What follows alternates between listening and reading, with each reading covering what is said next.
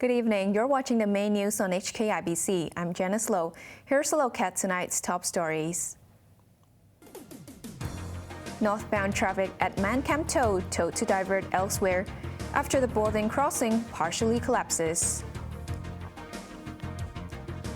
A knife attack at a Guangdong kindergarten claims 6 lives, with local media saying 3 children were among the victims. And China's economy continues to slow, with producer prices falling to their lowest level in 7 years. Northbound traffic at the BC Man Kam To control point has shut down after the facility partially collapsed. But southbound crossings remain functional. Macy Mock reports. Resembling a demolition site, the Shenzhen side of the Man Kam To control point partially caved in due to subsidence. Northbound traffic at the vehicular crossing between Hong Kong and Shenzhen was suspended last night following the rare incident. Without elaborating, Shenzhen authorities said the land settlement posed a safety risk and ordered northbound coaches and trucks to make use of other checkpoints. But southbound services were unaffected. Emergency repairs began this morning as workers were seen carrying out roadworks and demolishing damaged booths. Until the works are complete, cross-boundary coaches will have to take a detour at the Heng Yun Y boundary control point. This man, who was about to hop on a coach in Shenzhen, expected his commute to take 30 minutes longer than usual. While coach operators have put up notices warning passengers of delays, many were unaware of the situation. But the good news is that the temporary closure will have a limited impact on cross-boundary shipments. According to Lok Ma Chau Hong Kong Freight Association Chairman Stanley Zhang, trucks which carry fresh food supplies from the mainland can still enter via the Man Kam To checkpoint. Former president of the Hong Kong Institution of Engineers, Aaron Bok, speculated a burst underground water pipe could be to blame for the subsidence. He explained the sudden gush of water could have washed away the soil, causing the ground to collapse. The former head of the government's civil engineering office expected repairs to take half a month or longer. Macy Mock, HKIBC. The head of the Catholic Diocese of Hong Kong has been named as one of 21 new cardinals. Bishop Stephen Chow will be the 4th cardinal from the city when he receives his appointment from Pope Francis in September. During his customary weekly audience with pilgrims at the Vatican, Pope Francis has named 21 new cardinals from around the world. Adesso vorrei annunciare che 30 settembre prossimo. They include Hong Kong Bishop Stephen Chow, who took office 2 years ago. The appointment to the College of Cardinals means the 63-year-old can vote in a papal conclave to select a new pontiff should the current head of the Catholic Church resign or pass away. Chow is the city's 4th prelate to be crowned as cardinal, joining the late John Baptist Wu, Joseph Zan, and John Chong. Chow revealed that he was in disbelief when he learned about the promotion from his friend. It is a mission that was given by God through the Pope, he said. The head of the city's Catholic diocese also said that Tong has already given him his blessing. However, he hasn't had a chance to meet Zan, who is linked to a national security case and remains on bail. Chow made history in April by becoming the first Hong Kong Catholic leader to travel to the mainland since the handover. Chow said the Vatican is aware of the political and religious development on both sides of the border. The Church may not be able to comment publicly, but it has been working on the matter behind the scenes, he said. The new cardinal also called for reconciliation in society and instill hope among youths especially those who have committed crimes before. This churchgoer was overjoyed to hear Chow's elevation, saying it is an honor that a Hong Kong diocese member can assist the Pope.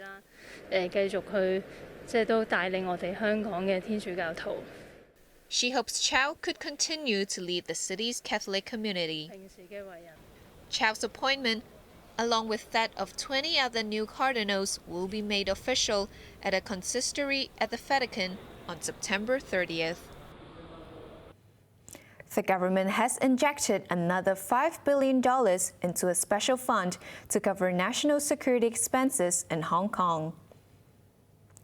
The injection was made in March, but was only revealed in a document sent to lawmakers today. Financial Secretary Paul Chan will appear before the Legislative Council to answer questions on Wednesday. An initial injection of $8 billion was made in December 2020. The Financial Secretary's office refused to explain how the money was used, saying all national security-related work is not subject to disclosure. It claimed an independent audit of the relevant accounts have been arranged to ensure accuracy. More chunks of concrete fell from the skies in Hong Kong, this time hitting a passing car. The accident was reported at around 10 a.m. outside Fuk Keung Industrial Building on Tong Mi Road. Some concrete blocks struck a private car, while other pieces scattered across the road. The driver was unhurt and no casualties were reported. This marks the third time this month that slabs of loose concrete fell from a building. The buildings department has pledged to be more thorough when conducting future inspections. 6 people were killed in a knife attack at a kindergarten in Guangdong province, with local media saying 3 children were among the victims. A 25-year-old suspect has been detained as police are still looking for a motive. Chloe Feng reports.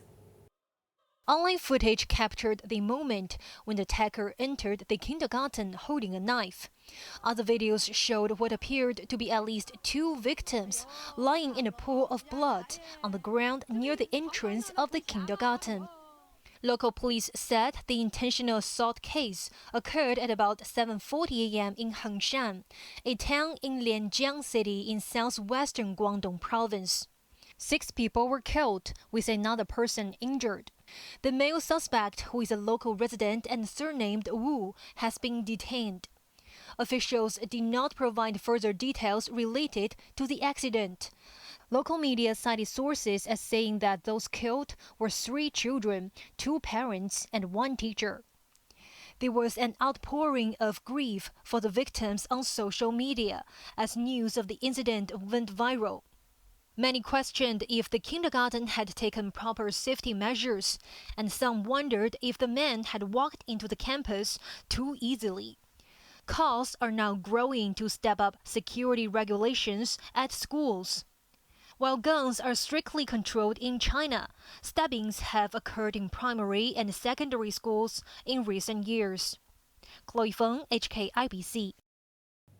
Overseas, the British Broadcasting Corporation, better known as BBC, has suspended one of its presenters on allegations that he paid a teenager for explicit photos.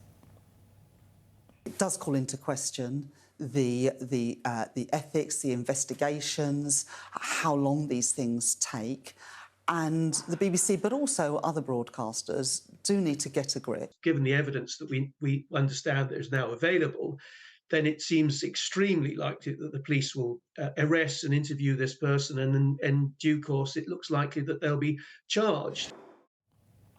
According to British tabloid The Sun, a BBC star paid the victim, who is now 20, $45,000 for the pictures 3 years ago. The mother reported the incident to BBC in May, but claimed she never received a phone call asking for details. BBC has approached the police, although no formal allegation has been made. The identities of those involved have not been revealed so far.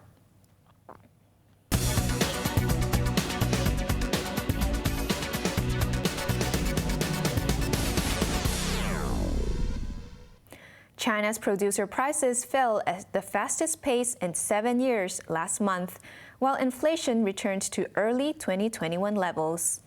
The sluggish figures prompted fresh concerns about the health of the world's second-largest economy. Raymond Young reports.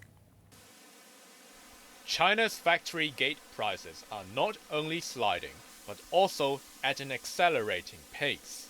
The producer price index sank 5.4% in June year-on-year, according to the latest data from the National Bureau of Statistics. It was the 9th consecutive month of decline and the steepest drop since December 2015.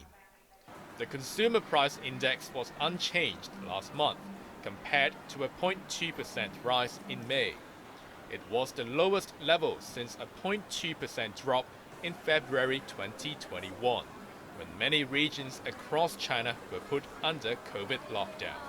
Breaking down the components, prices for fresh vegetables jumped 10.8% last month and 6.4% for fruits. But pork was 7.2% cheaper, while fuel prices were even down 17.6%. Core inflation, which excludes volatile food and energy costs, stood at 0.4%.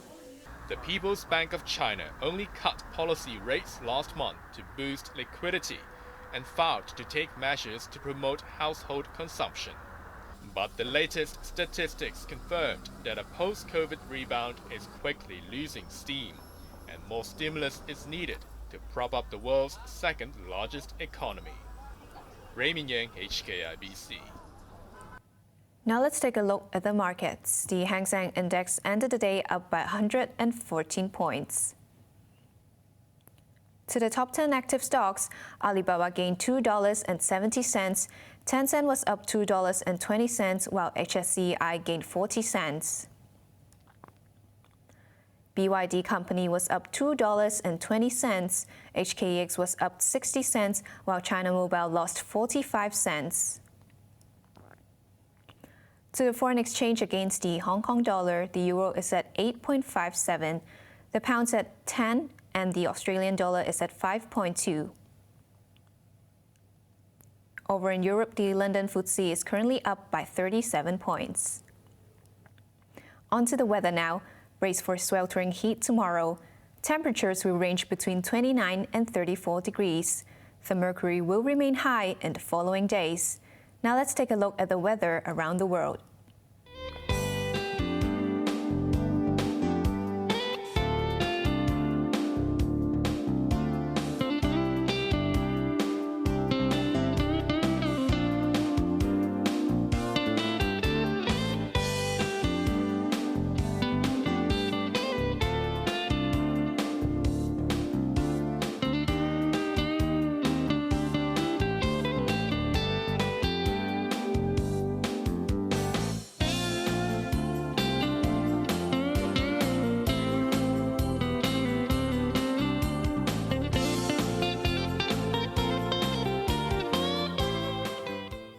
That's our main news for Monday night. Join us for more news at 11. I'm Janice Lo. Thanks for watching. Good night.